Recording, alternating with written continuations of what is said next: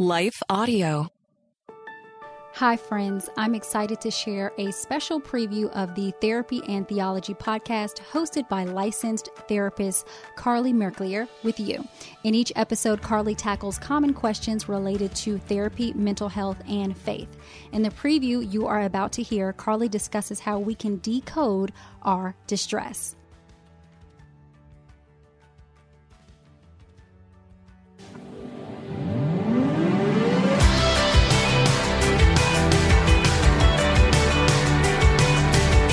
You're listening to Therapy and Theology, and I'm your host, CARLEY. This podcast is a space where we explore popular topics and questions related to the convergence of faith, feelings, spiritual formation, and more.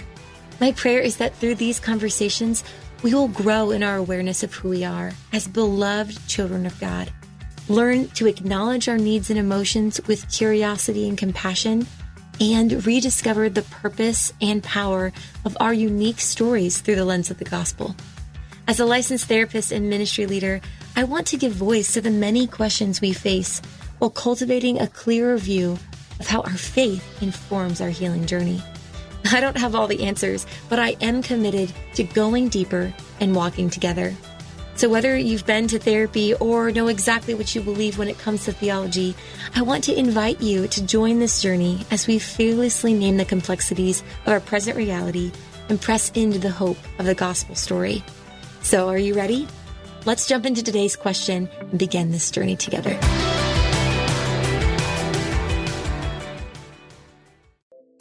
What is it about the beach that draws us in? Is it the graceful dance of sunlight and water? That first step in the sand? The ocean breeze on your skin? At Beachbound Vacations, we can't answer that, but we can get you there in style. With top beach resorts, ocean view rooms, and luxury transportation to and from the airport, Beachbound is the perfect place to book your perfect beach vacation.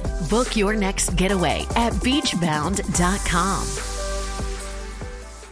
Why are Christians always so serious? I'm Barnabas Piper of the Happy Rant podcast, where we take Jesus seriously, but not too much else. Subscribe at lifeaudio.com.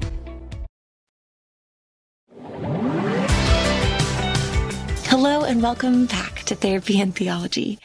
I'm excited today to start a mini-series over the next several weeks on the importance and the purpose of our emotions. Now, whether or not you are a feeler by nature or not, we all have emotions and have been created with the capacity to feel emotions in a very large range. We all have different experiences when it comes to emotions, right? And I think this is important to be able to explore. And so today I want to kind of give us a baseline or a foundation for understanding emotions. And then over the next few weeks, we're going to build off of that and explore the discipleship of when hard emotions come, what do we do with those? Because I think for many people, and I see this in my own life and in my clients, is that we have certain emotions that we're okay with, and then we have these other emotions that we kind of dismiss or deny because maybe they feel uncomfortable or we have some beliefs around them that are frankly not even true. Oftentimes when I ask my clients what comes to mind when they think of the word emotions, the immediate association is often sadness or weakness. And this is a really important association, right? As we create and form our beliefs around our emotions, it actually impacts significantly the way we experience or think of how we're feeling. You know, I think of the development of our emotional awareness, and this happens in various ways, right? We are largely impacted by the way our family system addressed emotions, by the way our subcultures addressed emotions.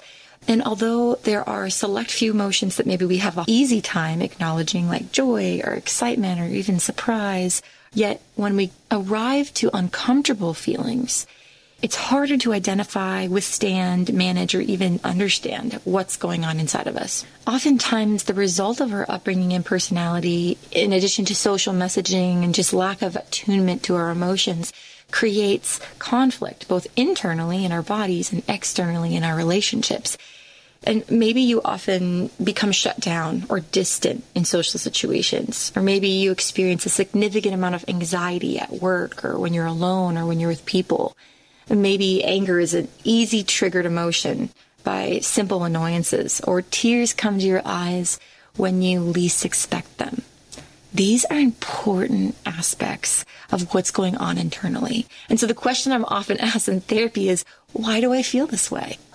I think for a lot of people, myself included, this is a hard question to ask, because when we acknowledge, right, what's happening inside of us, there's a story behind it. There's information that needs to be revealed.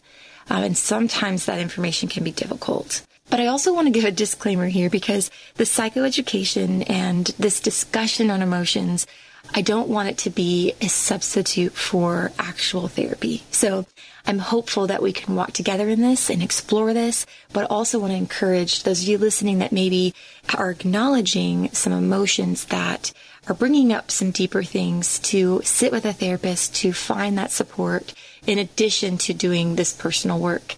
What I often see within both therapy and in the Christian circles is that many of us tend to dismiss or deny the presence or the intensity of our emotional experience. And this can be for many reasons, but we can make excuses for our actions, or we can seek to distract ourselves and distance ourselves from whatever distresses us, or think of the feelings as maybe unholy or a display of our lack of spiritual maturity. The common Christian responses to uncomfortable emotions that I see that can be damaging are things like, I was told I need to pray more, or I just need to trust the Lord in all circumstances. And although these are truths that come from Scripture, they tend to distort the object of our distress, and oftentimes can connect us to a belief that our emotion is a sign of a lack of faith. And that's not true. This way of thinking only increases our motivation to run from the feelings or to disconnect from ourselves. Yet, as we come to find, with any attempt to escape our emotions, they just become heavier and heavier to carry. And so our bodies and minds often pay the toll for our attempts to distract ourselves from our emotional distress. We can self-medicate, we can load up our schedules and social calendars to distract ourselves from the reality that something is not right. The consequences of this method, though, right, are damaging, both to our bodies and to our souls. The problem with distressing emotions, I think, from both a personal perspective and from my work, is that they uncover vulnerability, don't they? No one likes the discomfort of difficult emotions, yet many of us, I don't think, have developed what therapists call distress tolerance skills. Becoming quickly overwhelmed by the presence of distress in its various forms, we can freeze, we can find quick fixes, and oftentimes unhealthy ways to just subdue the symptoms and try to move on with our lives. In addition, our feelings are largely based on messages on our upbringing, and these can be from formative experiences. This impacts the way that we function, even subconsciously, by motivating us for the need for safety, security, and social connectedness. One of the largest contributors, I think, to our emotional crisis today as a society is that we have not learned to validate our feelings. Just beliefs about emotional health. We each learn how to deal or not deal with our emotions in various ways. Yet within the family of God, I think it's so powerful that we can be brought into a different perspective on understanding our emotions and the experiences we face within a broken world. There is such a need for healthy formation in this area of our lives, and I believe the Bible provides a guide and grace for us to develop an awareness and a practice to acknowledge and understand our emotions given by God to draw us closer to Him and to others. To continue listening to the preview you just heard, please check out this episode's show notes for links. You can also discover more episodes of Therapy and Theology on lifeaudio.com or search the show on Apple Podcast or Spotify. I'll be back next time with a brand new episode of Teach Us to Pray. Thanks so much for listening.